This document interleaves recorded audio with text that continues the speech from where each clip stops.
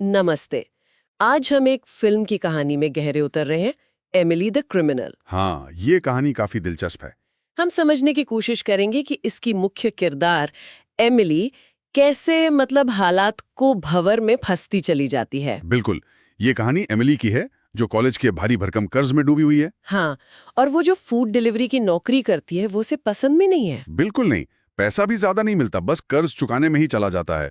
वो एक तरह से फंसी हुई महसूस करती है। और यहीं से कहानी का पहला मोड़ आता है। हाँ, उसे एक अच्छी नौकरी के इंटरव्यू का मौका मिलता है। हाँ, उम्मीद जगती है। लेकिन उसका पुराना क्रिमिनल रिकॉर्ड आड़े आ जाता है। नौकरी नहीं मिलती। सोचिए कितना बड़ा झटका लगा होगा उसे। सारी उम्मीदें टूट गईं। हाँ, और इसी निराशा के पल में उसे एक क्या कहते हैं अजीब सा ऑफर मिलता है। हाँ, उसका एक जानने वाला उसे एक नंबर देता है, कहता है कि 1 घंटे के काम के $200 मिल सकते हैं। 1 घंटे के $200। सुनने में ये बहुत अजीब लगता है। शक तो होता है, जाहिर है, इतना पैसा इतनी आसानी से, कुछ तो गड़बड़ है। लेकिन वो जरूरत का दबाव होता है ना। एमिली उस नंबर पे कांटेक्ट करती है और पहुंच जाती है एक जगह जहां उसकी मुलाकात यूसुफ नाम के एक आदमी से होती है। और यहीं से वो एक बिल्कुल अलग अंधेरी दुनिया में कदम रखती है। सही कहा। यूसुफ का काम थोड़ा पेचीदा है। वो लोगों के क्रेडिट कार्ड की जानकारी चुराता है। अच्छा। हाँ, और फिर उससे नकली कार्ड्स बनाता है। फिर वो एमिली जैसे लोगों को ये कार्ड्स देता है ताकि वो उन कार्ड से शॉपिंग कर सके। बिल्कुल, बड़े बड़े स्टोर्स से महंगी चीजें खरीदने के लिए। ये चीजें फिर यूसुफ को दी जाती हैं। और बदले में एमिली जैसे लोगों को कमीशन मिलता है। हाँ, उनका हिस्सा। तो ये तो सीधा सीधा क्रेडिट कार्ड फ्रॉड और चोरी का मामला हुआ। हाँ, बिल्कुल। एमिली को डर नहीं लगा? पकड़े जाने का डर या स्टोर में आईडी वगैरह मांग ली तो? डर तो था, जाहिर है। वो यूसुफ से पूछती भी है ये सब, कि अगर कार्ड के असली मालिक को अलर्ट चला गया तो, या पहचान पत्र मांग लिया तो क्या होगा। लेकिन यूसुफ उसे भरोसा दिलाता है। वो कहता है, चिंता मत करो। उसने नकली आईडी का भी इंतजाम कर रखा था। हाँ, कहता है नकली आईडी भी बना दिए, सब कुछ कंट्रोल में है, उसे बस काम पर ध्यान देना है। और वो कर्ज चुकाने का प्रेशर इतना ज्यादा था कि एमिली न चाहते हुए भी मान जाती है। मजबूरी थी शायद। उसका पहला काम क्या था फिर? पहला काम था एक बड़े स्टोर से नकली कार्ड का इस्तेमाल करके एक महंगा टीवी खरीदना। ओह! लगभग $2000 का टीवी था वो। एमिली थोड़ी डरी हुई थी, पर वो कर लेती है। कामयाब हो जाती है। हाँ, कामयाब हो जाती है और उसे उसके $200 मिल जाते हैं। लेकिन कहानी यहीं खत्म नहीं होती है ना। यूसुफ उसे तुरंत एक और काम देता है। बिल्कुल, इस बार रकम बहुत बड़ी थी, सीधा $2000। बाप रे! 200 से सीधा $2000 से खरीदवाना और फिर उस चोरी के माल को बेचकर मोटा मुनाफा कमाना। इतना मुनाफा कि वो आसानी से 200 या $2000 कमीशन दे सके। बिल्कुल। तो एमिली इंतजार करती है अगले काम के मैसेज का। लेकिन काफी वक्त बीत जाता है, कोई मैसेज नहीं आता। हाँ, वो परेशान हो जाती है। एक पल को तो वो गुस्से में फोन फेंक भी देती है। लेकिन तभी मैसेज आता है, सिर्फ 2 शब्द, हाँ या नहीं। और पैसों की जरूरत उसे फिर यूसुफ के पास खींच ले जाती है। वो हाँ में जवाब देती है। और ये दूसरा काम पहले से कहीं ज्यादा खतरनाक था। बहुत ज्यादा। इस बार उसे एक कार चुरानी थी, एक महंगी गाड़ी। कार? क्रेडिट कार्ड से? हाँ, वही नकली कार्ड इस्तेमाल करके। यूसुफ उसे साफ चेतावनी देता है। क्या इतनी बड़ी खरीदारी पर असली कार्ड होल्डर को बैंक से कंफर्मेशन कॉल जरूर जाएगी, ये पक्का है।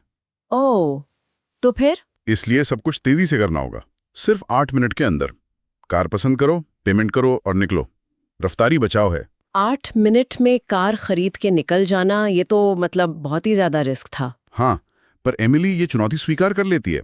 शायद उसे पैसों की बहुत जरूरत थी, या शायद अब वो रिस्क लेने से डर नहीं रही थी। लेकिन शोरूम में मैनेजर को कुछ शक हो जाता है। हाँ, मैनेजर नोटिस करता है कि एमिली कार के फीचर्स, डिटेल्स वगैरह में कोई खास दिलचस्पी नहीं दिखा रही। जो कि अजीब है, अगर कोई इतनी महंगी कार खरीद रहा हो। बिल्कुल, शक तो होना ही था। और जैसे ही एमिली कार लेकर निकलने वाली होती है, कॉल आ जाती है। हाँ, असली कार होल्डर का फोन आ जाता है कि ये ट्रांजैक्शन उसने नहीं किया है। और फिर तो टकराव होना ही था। मैनेजर उसे रोकने की कोशिश करता है, कार से खींचने की कोशिश करता है, हाथापाई होती है। एमिली उसे धक्का देती है। हाँ, और मैनेजर गुस्से में उसकी नाक पर मार देता है, खून बहने लगता है। Oh my God! लेकिन एमिली और ज्यादा गुस्से में आ जाती है और कार लेके भाग जाती है। ये घटना तो सिर्फ चोरी नहीं रही, ये तो हिंसा तक पहुंच गई। बिल्कुल, ये एक अहम मोड़ था उसकी कहानी में। वो अब सिर्फ एक विक्टिम नहीं थी। वापस आकर वो चाबियां यूसुफ पर फेंकती है गुस्से में, कहती है कि वो ये काम नहीं करना चाहती। लेकिन यूसुफ उसे $2000 देता है और उसे घर छोड़ने जाता है। रास्ते में वो अपने सपनों की बातें करता है, अपने सपनों के घर की। और एमिली उससे पूछती है कि क्या इस काम में वाकई इतना पैसा है कि वो ऐसा घर खरीद सके। हाँ, और यूसुफ कहता है इसमें उम्मीद से कहीं ज्यादा पैसा है, बहुत पैसा है। यहीं से शायद एमिली की सोच बदलने लगती है। वो अब सिर्फ मजबूरी में नहीं बल्कि इस दुनिया की पॉसिबिलिटीज को भी देखने लगती है। हाँ, लगता तो यही है। और शायद यूसुफ का एमिली के प्रति जो आकर्षण बढ़ रहा था वो भी एक वजह थी कि वो उसे और सिखाने को तैयार हो गया। हाँ, वो उसे इस काम की बारीकियां सिखाने का फैसला करता है। वो उसे अपने सीक्रेट ठिकाने पर ले जाता है, जहां वो ये सब करता था। हाँ, जो है नकली कार्ड प्रिंट करने की मशीन है और दूसरा सारा सामान रखा था। तो अब एमिली सिर्फ एक प्यादा नहीं रही बल्कि खुद ये फ्रॉड करना सीख रही थी। हाँ हाँ, बिल्कुल। यूसुफ उसे कार्ड प्रिंट करना सिखाता है, लेकिन एक चेतावनी भी देता है क्या चेतावनी? कि इन कार्ड्स का इस्तेमाल सिर्फ तय जगहों पर ही करना है, जैसे कुछ खास मॉल्स में एटीएम से पैसे निकालने जैसे कामों के लिए बिल्कुल नहीं। पकड़े जाने का खतरा रहता है। समझ गई। एमिली मशीन घर ले जाती है और जल्दी ही इसमें माहिर हो जाती है। वो खुद कार्ड बनाती है, सामान खरीदती है और उसे बेचकर मुनाफा कमाती है। अब वो इंडिपेंडेंट हो गई थी। हाँ, एक तरह से।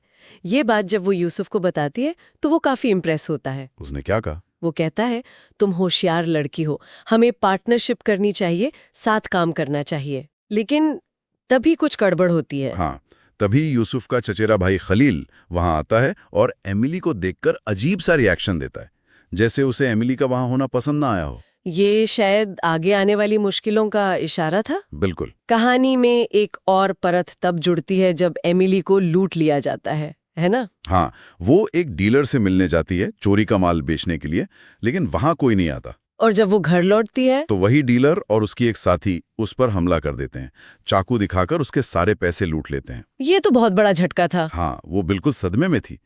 लेकिन यहाँ एमिली का एक और बिल्कुल अलग रूप सामने आता है। वो क्या करती है? वो डर कर बैठ नहीं जाती। वो सदमे से उभरकर तुरंत नीचे जाती है। उसके पास एक टेजर गन होती है। अच्छा।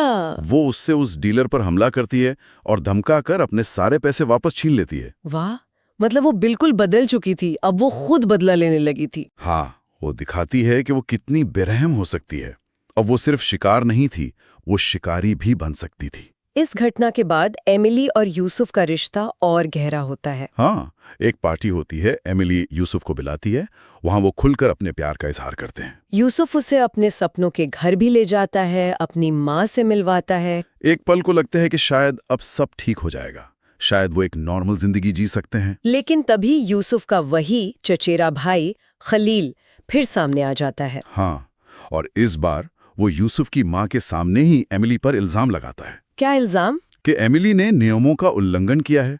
वो एक ही स्टोर से बार-बार खरीदारी कर रही थी, जिससे वो पकड़ में आ सकती थी। हाँ, खलील कहता है कि उसकी वजह से सीसीटीवी फुटेज बन गई है और अब वो सब पकड़े जा सकते हैं। सारा बिजनेस खतरे में है। एमिली का क्या जवाब था इस पर? एमिली गुस्से में आ जाती है। वो कहती है कि उसे कोई नहीं रोक सकता, वो सब संभाल लेगी। उसका आत्मविश्वास या शायद अहंकार कहें, वो साफ दिखता है। वो अब पीछे हटने को तैयार नहीं थी। हाँ, बिल्कुल नहीं। इस टकराव के बाद यूसुफ एक बड़ा फैसला लेता है। वो एमिली से कहता है कि वो ये सब छोड़ना चाहता है। हाँ, वो थक गया था शायद। वो कहता है उसने काफी पैसा कमा लिया है और अब वो एमिली के साथ एक शांत जिंदगी जीना चाहता है। उसका सारा पैसा कहाँ था? उसके और खलील के जॉइंट अकाउंट में। उसकी योजना थी कि वो पैसे निकालकर शहर छोड़ देंगे। लेकिन प्लान के मुताबिक कुछ नहीं होता। नहीं, जब वो पैसे निकालने जाते हैं तो पता चलता है कि अकाउंट खाली है। खलील ने सारा पैसा निकाल लिया था। हाँ, उसने धोखा दे दिया था। सारा पैसा लेकर गायब हो गया था। ये उनके लिए बहुत बड़ा झटका था। सब खत्म हो गया था। इसी उथल पुथल के बीच यूसुफ एमिली से उसके अतीत के बारे में, उसके क्रिमिनल रिकॉर्ड के बारे में पूछता है। हाँ, वो जानना चाहता था कि उसे अच्छी नौकरी क्यों नहीं मिल पा रही थी। तब एमिली बताती है कि कॉलेज में उसका अपने बॉयफ्रेंड से झगड़ा हुआ था और गुस्से में उसने नुकीली चीज से उसे डराया था, शायद जान से मारने की धमकी भी दी थी। और लड़के ने पुलिस केस कर दिया। हाँ, और उसी वजह से उसका क्रिमिनल रिकॉर्ड बन गया, जो उसका पीछा नहीं छोड़ रहा था। यह अतीत कहीं ना कहीं उसके आज के फैसलों को समझने में मदद करता है। उसे लगता होगा कि सिस्टम ने उसके साथ पहले ही नाइंसाफी की है। शायद। खैर, पैसे लुट जाने के बाद यूसुफ तो जैसे हार मान लेता है, लेकिन एमिली नहीं। वो कहती है कि वो अपनी मेहनत की कमाई ऐसे नहीं जाने देगी। वो यूसुफ को मना लेती है कि वो खलील के घर जाके पैसे वापस लाएंगे। भले यूसुफ चेतावनी देता है कि खलील खतरनाक है, ये पंगा लेना ठीक नहीं। हाँ, पर एमिली अड़ी रहती है और वो पहुंच जाते हैं खलील के घर। अंदर कैसे घुसते हैं? खाना डिलीवर करने के बहाने एमिली बड़ी चालाकी से फोन का इस्तेमाल करके घर के बाकी लोगों को बाहर भेज देती है, ताकि वो और यूसुफ अकेले खलील का सामना कर सके। बिल्कुल। वो खलील के कमरे में जाते हैं। वहां क्या होता है? पहले तो कमरा खाली लगता है, लेकिन तभी खलील पीछे से यूसुफ पर हमला कर देता है। उसके सिर पर जोर से मारता है। ओह।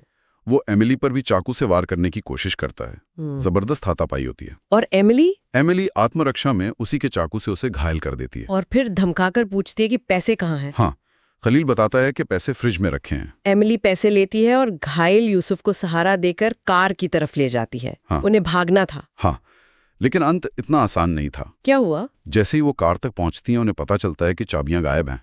खलील ने शायद छुपा दी थी। और तभी वहां पुलिस आ जाती है। हाँ, जिससे शायद घायल खलील ने ही फोन करके बुलाया था। अब वो फंस गए थे। अब एमिली के सामने एक बहुत मुश्किल चुनाव था।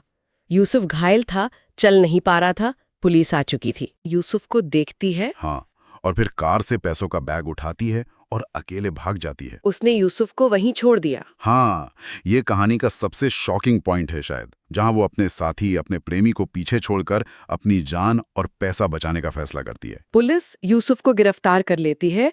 एमिली के घर पर भी छापा पड़ता है, पर वो वहां नहीं मिलती। वो गायब हो चुकी थी। फिल्म के अंत में क्या दिखाया जाता है? एमिली कहाँ है? अंत में दिखाया जाता है कि एमिली देश छोड़कर दक्षिण अमेरिका पहुंच चुकी है। और वो कैसी जिंदगी जी रही है? वो अब वैसी ही आलीशान जिंदगी जी रही है जिसका सपना कभी यूसुफ देखता था। महंगी कार, बड़ा सा घर, सब कुछ है उसके पास। और वो कर क्या रही है वहां? क्या उसने ये सब छोड़ दिया? नहीं, यही तो कहानी का सबसे बड़ा ट्विस्ट है। विडंबना देखिए, वो अब ठीक वही काम कर रही है जो कभी यूसुफ करता था। मतलब? वो अब दूसरों को, शायद उन्हीं जैसे जरूरतमंद लोगों को क्रेडिट कार्ड स्कैम करना सिखा रही है। ओह, तो वो खुद एक मास्टरमाइंड बन गई है। हाँ, चक्र जैसे पूरा हो गया है। जो उसने सीखा था, अब वो दूसरों को सिखा रही है। तो ये थी एमिली की कहानी। एक साधारण लड़की जो कर्ज के बोझ तले दबी थी, कैसे धीरे धीरे अपराध के रास्ते पर बढ़ती गई और अंत में खुद एक शातिर, शायद कहें बेरहम अपराधी बन गई। हर कदम पर उसके पास चुनाव थे, लेकिन हालात, जरूरतें और शायद थोड़ी सी महत्वाकांक्षा भी। हाँ, ये सब उसे गहरे दलदल में खींचता चला गया। उसने मौकों का फायदा उठाया, अपनी होशियारी का इस्तेमाल किया, लेकिन इस सफर में उसने अपनी इंसानियत, अपनी नैतिकता, अपने रिश्तों को, सबको पीछे छोड़ दिया। ये कहानी वाकई सोचने पर मजबूर करती है। क्या हम सिर्फ हालातों के शिकार होते हैं, या हर मोड़ पर हमारे फैसले ही हमारी किस्मत तय करते हैं? बिल्कुल। एमिली की कहानी इन दोनों के बीच की वो धुंधली सी रेखा दिखाती है। कहाँ मजबूरी खत्म होती है और कहाँ लालच शुरू होता है, कहना मुश्किल है। और अंत में एक सवाल ये भी रह जाता है कि क्या एमिली वाकई आजाद है, या वो उस अपराध की दुनिया में और गहरे फंस गई है जिससे वो शायद कभी निकलना चाहती थी? शायद यही उसकी असली सजा है। वो पैसा, वो आज़ादी शायद एक भ्रम ही है।